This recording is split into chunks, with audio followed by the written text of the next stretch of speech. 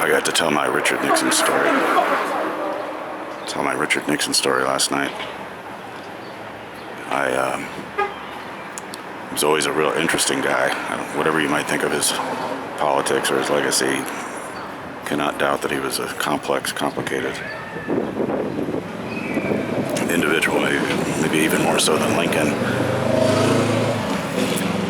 So I think my first real exposure to him was when I was a little kid, and I got a book of lists. And one of the lists was most hated people in the world. And number one was Hitler. And what list of this sort would be complete, right, without a little Hitler? But number two was Richard Nixon. And even as a little kid, I thought, how bad could he have been? That he's just like runner-up to Hitler. And I guess I knew enough about Hitler to understand why he was number one. Anyway, but it's always been an interesting figure to me. And Oliver Stone's Nixon is one of my favorite movies. I've watched it many, many times. You might expect Oliver Stone to make a hit job of it, or something like that. But I found he was very sympathetic. And every time I watch it, I realize I have most of the script memorized. But my Richard Nixon story is that when I was in college, I programmed a recital of 26 short pieces by composers for every letter of the alphabet. So A was Alcan, B was Beethoven, C was a composer, a student composer at the college who I used to be friends with. And I wanted N to be Nixon, and that's because I had read in a book called Music at the White House that Nixon played piano, and that he was quoted as saying that when he was in college, at Whittier College, he was a member of the Orthogonians Club, and he wrote their theme song. And I've always intrigued by that. I wanted to get a copy of the music if it survived, or if he ever even wrote it down, for that matter.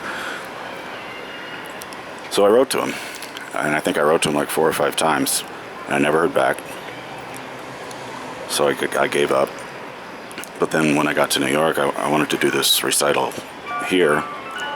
So I contacted him one last time, and this time I actually heard back from his inner circle, somebody in his inner circle. And the interaction was basically made it clear that Nixon wasn't just ignoring me. He really didn't want to hear from me anymore. He just wanted me to leave him alone. And I really felt horrible, because suddenly Nixon became the human being that, of course, he always was, and not just some abstraction. So I never got my Nixon piece until, fast forward to, I don't know when, a pianist friend of mine happened upon Richard Nixon's piano concerto. And there's a video on YouTube, you can look for it, it's still there, of Nixon playing his piano music on the Jack Paar show. And it's a pretty weak piece, but I didn't expect Chopin quality piano music here.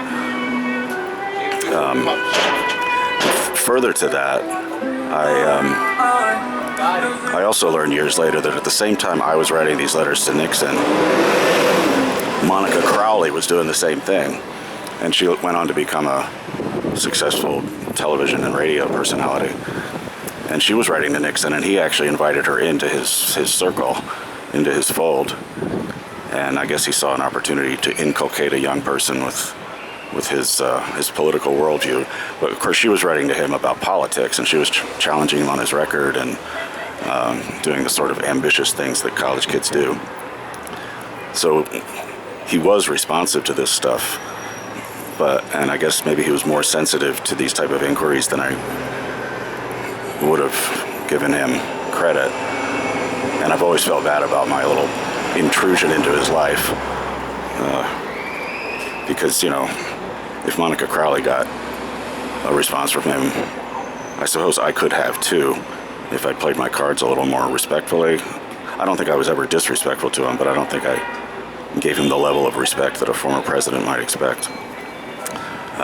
And the fact that I was coming from, when I was in college, the fact that I was at what he would have called a pinko college probably didn't help my chances either. But at any rate, I could transcribe that piece that he wrote that's on YouTube now and maybe program it some other time, but we'll just have to see.